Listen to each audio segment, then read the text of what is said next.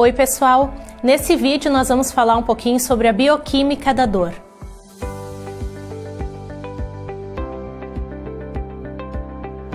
Quando há o fenômeno da nocicepção da dor, imediatamente vários sistemas de alerta são ligados no nosso corpo. Entretanto, a nocicepção é um fenômeno fisiológico em que o corpo percebe os sentidos, então aquilo que a gente sente, né, as sensações térmicas, as sensações de tato, as sensações químicas quando a gente come alguma coisa, o nociceptor ele é avisado daquele estímulo.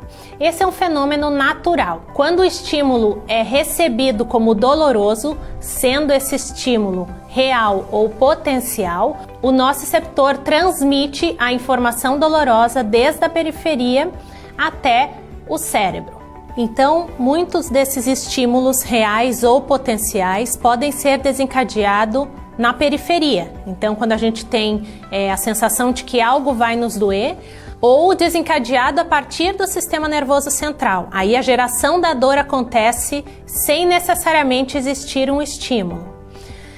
Quando a gente vai classificar as dores, além da nossa classificação tradicional de dores agudas e crônicas, nós podemos dividir em 3 grandes grupos: a dor nociceptiva, a dor nociplástica e a dor neuropática. Isso se tratando de dores musculares, né? As dores que a gente está acostumada a receber dentro de um consultório de fisioterapia. Então, as dores nociceptivas são as dores comuns. Eu costumo dizer que é a dor que é fácil de imaginar.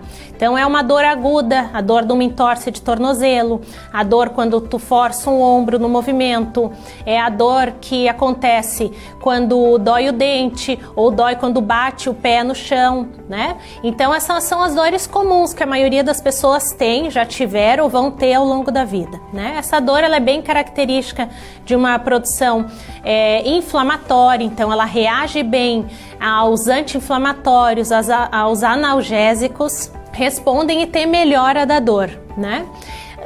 Já as dores neuropáticas são as dores em que acontece uma lesão ou um potencial risco de lesão no sistema nervoso. Então o nervo está em perigo.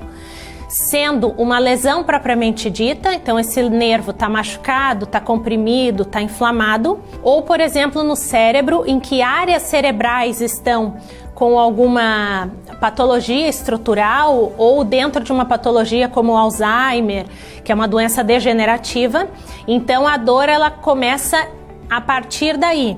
As dores neuropáticas também estão presentes em disfunções metabólicas, como na neuropatia diabética ou ainda nas dores relacionadas ao câncer, em que há alterações sanguíneas e alterações bioquímicas que acabam por prejudicar o metabolismo do nervo.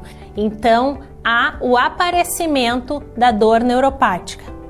Já esse tipo de dor, ela é mais difícil de imaginar. Então, boa parte da população não vai nem conseguir imaginar o que é ao longo da vida, né? É uma dor, ela é mais lancinante, é uma dor que acontece abruptamente, é uma dor que dá em queimação, em ardência, em formigamento, em choques elétricos.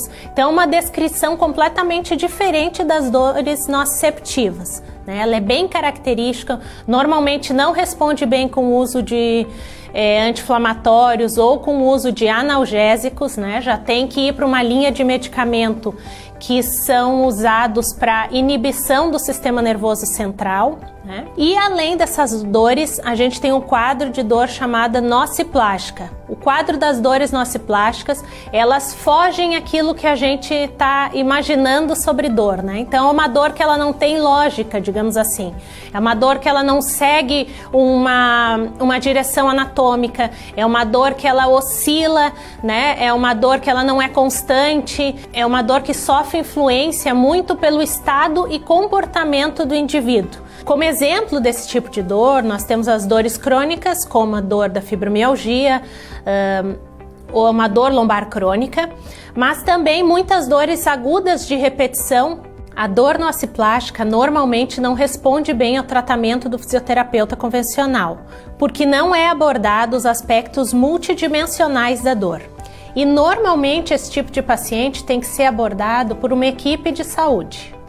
Então, quais são os eventos que a gente tem que ter atenção para poder classificar as dores, né? O primeiro deles, e mais comum, é a reação inflamatória. Lembrando que reação inflamatória nem sempre está presente no contexto da dor. Então, a pessoa pode ter uma dor e não ter inflamação nenhuma. Você já pode ter ouvido muitos pacientes dizerem que tomou anti-inflamatório e que não funcionou, né? Então, a inflamação ela é caracterizada pelo fluxo de sangue no local que está doendo, não só no local, mas aos arredores, nas áreas secundárias que circulam essa região, né? Toda a parte de vascularização também fica ativa, então numa dor inflamatória é importante ver esse trajeto do sangue, né? Não só a disfunção local, mas também como essa região toda está sendo interferida. Então, a inflamação consiste na presença de células de defesa, de células anti-inflamatórias e pró-inflamatórias. E na inflamação, então, fica esse equilíbrio, essa balança entre agentes que vão fazer pró-inflamação, que querem uma inflamação para resolucionar o problema da dor, e agentes que vão combater a dor, a anti-inflamação, né? Então, o equilíbrio delas é o que vai levar ao processo de cura. Muitas pessoas têm essa reação pró-inflamatória, que levam à inflamação, exacerbada. Então, o processo é muito maior. Então, o clínico ou o fisioterapeuta, eles preveem uma duração fisiológica para a patologia, mas esse processo se estende, porque o corpo da pessoa já está numa pró-inflamação. É um corpo que está malnutrido, ou que está sofrendo estresse, ou é um corpo que tem uma má qualidade de sono. Então, todos esses são fatores pró-inflamatórios que levam o corpo a ter uma inflamação. E as chances de exacerbar essa dor são muito grandes. E tem já as pessoas que têm os fatores protetores, né? Os fatores que a gente chama de anti-inflamatórios. É aquela pessoa que cicatriza rápido, é a pessoa que não sente tanta dor, que é mais resistente, é uma pessoa que bioquimicamente ela está protegida quanto à inflamação, quanto ao fenômeno da dor. Isso a gente tem que levar em conta no tratamento, porque em muitos casos a primeira conduta do fisioterapeuta é diminuir o quadro inflamatório, né? Ou promover uma resolução da inflamação. Então isso eu tenho que ver a qualidade do indivíduo. Será que esses eventos estão acontecendo no corpo do indivíduo? Será que não tem uma via mais facilitada para outra? Às vezes, independente do esforço do fisioterapeuta, o corpo do indivíduo já está favorecido para ter uma inflamação. Então, é importante na nossa abordagem nós olharmos para isso também. Existem as nossas medidas anti-inflamatórias, mas existe o contexto dele. O que eu posso fazer além, para quem que eu posso encaminhar, com o trabalho de quem que vai me somar para a gente ganhar e ter o sucesso da melhora dessa dor.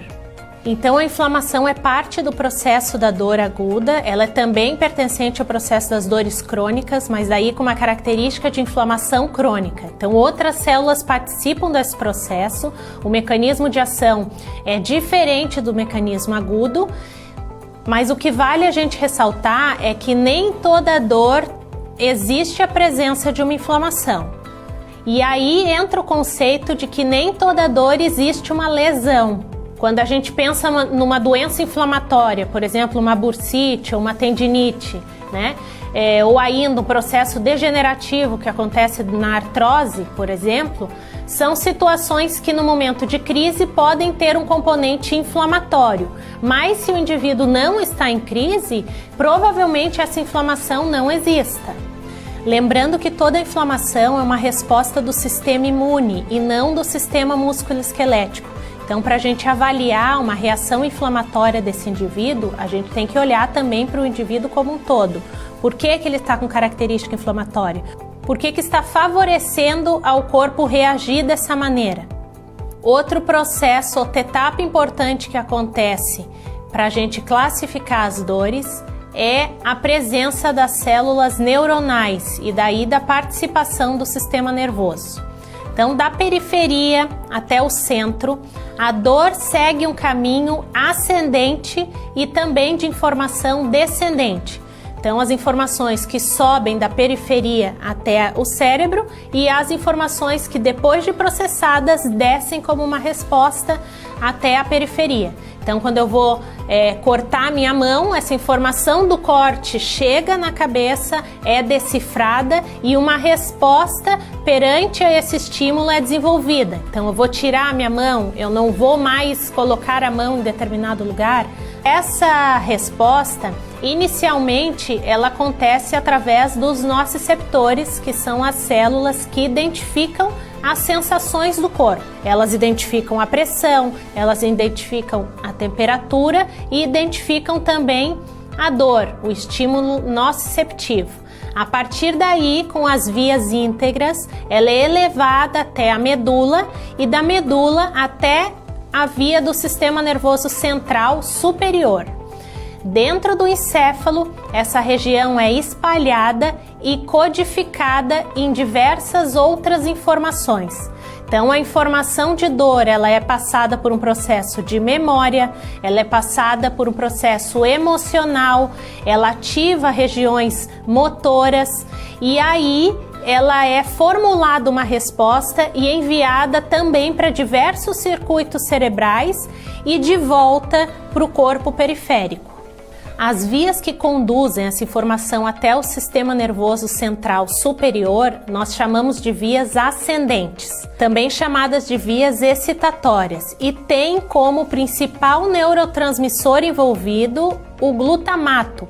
O glutamato, então, ele está na fenda sináptica, presente no decorrer desse trajeto, excitando a fibra e mantendo vivo essa informação de alerta. Alguns dos medicamentos que os pacientes tomam têm como ação diminuir o efeito do glutamato na excitabilidade neuronal e aí reduzir o sintoma da dor.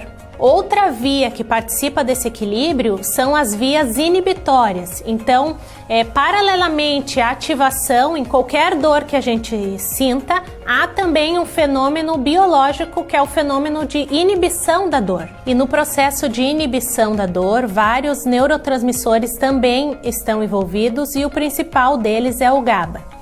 Nós, fisioterapeutas, temos como objetivo nas nossas condutas potencializar o efeito inibitório ou diminuir o efeito excitatório da dor. Então, a terapia manual, a acupuntura, a educação em dor e os exercícios cognitivos como ferramentas bioquímicas para o tratamento da dor. Quer saber mais sobre esse assunto e como esse conteúdo pode te ajudar na prática clínica? Eu preparei um conteúdo especial para você que vai auxiliar no entendimento da dor e na sua avaliação clínica. Então, me chama no direct agora para eu te mandar esse conteúdo e fazer você ser um profissional diferente dos demais. Obrigada por me acompanhar até aqui. Tchau!